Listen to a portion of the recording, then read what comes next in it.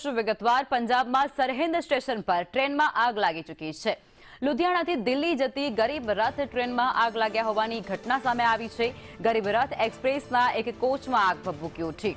મુસાફરોને સુરક્ષિત રીતે અન્ય કોચમાં ખસેડી લેવામાં આવ્યા છે। રેલવે અને પોલીસની ટીમ ઘટના સ્થળે પહોંચી ચૂકી છે અને ત્યારબાદ આગ પર કાબુ મેળવવાના પ્રયાસો પણ ફાયરની ટીમ દ્વારા સતત કરવામાં આવી રહ્યા છે। તો પોલીસ દ્વારા લોકોને બચાવવા માટેની પણ તજવીજ હાથ ધરી દેવાઈ છે।